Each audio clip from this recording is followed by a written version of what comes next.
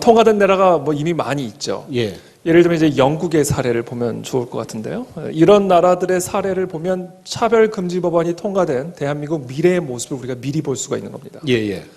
영국 같은 경우는요, Equality Act라고 2010년에 통과가 됐습니다. 그래서 이 법안이 통과된 이후에 이제는 아까 좀 말씀드린 것처럼 어떤 동성애나 어떤 성적 지향에 대해서 차별 행위, 네. 옳고 그름을 따지면 안 되기 때문에 이제 목사님들이 동성애자 커플을 교회 안에서 주례를 하게 되는 거죠. 왜냐하면 거부하게 되면 차별 행위가 되는 겁니다. 이분은 영국의 판사입니다. 이 판사분이 어떤 판결을 내렸냐면 아이는 아빠, 엄마, 친아빠, 엄마 밑에서 성장할 때 가장 건강하게 성장할 수 있다라는 판결을 내렸더니 예. 이분 위에 있는 수석 판사가 당신은 종교적 선입관에 의한 판결을 내렸기 때문에 재교육을 받아야 된다라고 재교육 명령을 내렸습니다. 그러니까 지금 이런 차별금지 법안이 통과된 나라에서는요, 이런 판사분들은 출세할 생각을 할 수가 없어요. 자신의 종교적 신념을 따라 판결을 할 경우에 결국은 출세에 엄청난 지장이 있을 수밖에 없는 것이죠. 이분은 선생님입니다. 학교 선생님인데 학교에서 동성애를 가르치는 것을 거부했다가 파면을 당했습니다. 예. 그리고 제가 아까 보여드린 아까 제가 말씀드린 그 예인데요. 실제 예인데 길거리에서 전도를 하던 한 목사님이 지나가던 행인에 의해서 신고를 당했어요. 예. 그래서 경찰이 와서 전도하시는 이 목사님을 지금 체포하는 그런 장면을 지금 찍은 사진들입니다. 이 모든 것들이 다 인권, 차별 금지라는 이름으로 이루어지고 있다는 것이죠.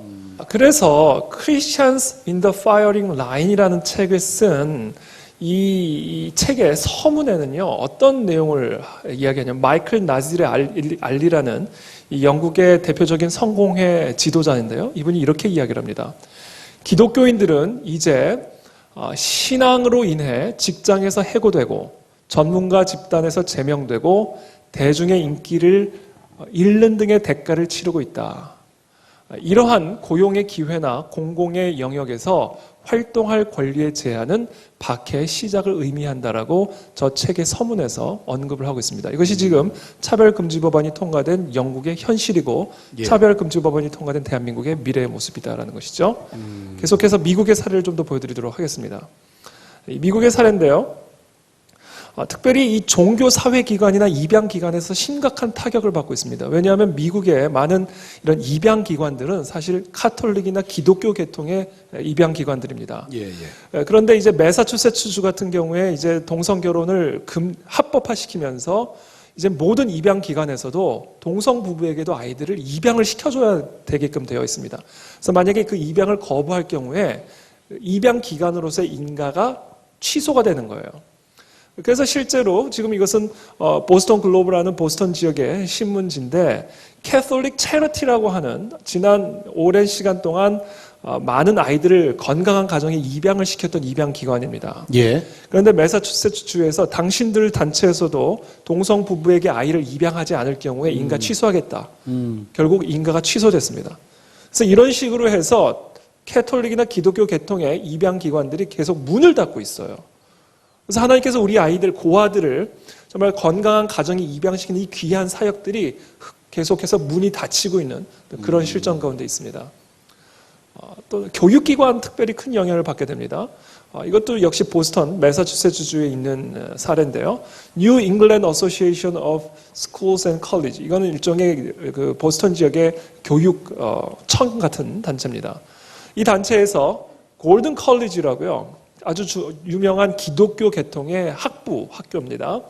이 학교의 학칙에는 기독교적인 세계관에 따른 성윤리가 명시되어 있습니다. 그래서 모든 학생들은 동성애를 비롯한 혼전 성관계라든지 이런 부분에 대해서 금지하는 그런 학칙이 있습니다.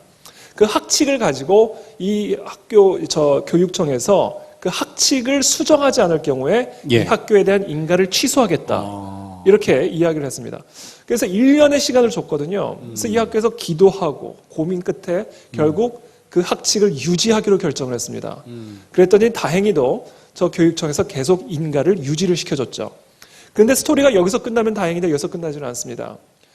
이 학교가 사용했던 이 시의 시청 건물 사용권을 박탈시켰습니다.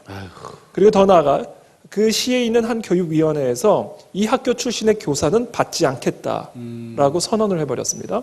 그러니까 이런 식으로 역차별을 받게 되는 것이죠. 조금 더 보여드리겠습니다. 이것은 사업체의 사례입니다. 뭐 이미 아시는 분들도 계시겠지만 이분은 오레곤주에서 베이커리를 하는 부부입니다. 어느 날 자신이 항상 빵을 팔아왔던 레즈비언 단골 손님이 어느 날 찾아와서 우리가 동성 결혼식을 하는데 케이크를 좀 제작해달라고 요청을 하죠. 그래서 저 클레인 부부가 우리가 언제나 당신들에게 빵을 팔아왔지만 동성 결혼 케이크 제작은 그 행사에 참여하는 것을 의미하는데 예. 나는 기독교 신자로서 기독교 신념에 의해서 동성 결혼에 참여할 수 없습니다. 그러므로 미안하지만 다른 데 가서 케이크를 제작을 요청하십시오라고 얘기를 했습니다. 그러면 레즈비언 커플이 딴 데 가서 주문을 하면 되잖아요. 예, 그럼 되죠. 경제적 손실을 감수하면서 딴 데를 소개를 해줬단 말이에요. 근데 이분이 다른 케이크 집으로 간 것이 아니라 고발을 하러 간 겁니다. 그래서 결국 이분이 오레곤주 법원에 의해서 예. 약 13만 5천 불의 손해배상금이 판결이 된 겁니다. 그러면서 저 레즈비언 커플이 손해배상 청구 사유로 예. 약 170여 개의 그 고통을 나열을 하는데 네. 어떤 것들을 나열하냐면 두통, 자신감 상실, 소화불량, 체중 증가, 그다음에 수치심, 혈압이 오르는 고혈압 증세, 뭐 이런 것들을 170여 가지를 쭉 나열하면서 당신들이 나에게 케이크 제작을 거부함으로 말미암아 이와 같은 고통을 당했기 때문에 1억 4천만 원, 약 13만 불의 손해배상을 해야 된다. 이렇게 판결이 된 거예요. 오직 복음, 오직 믿음. CTS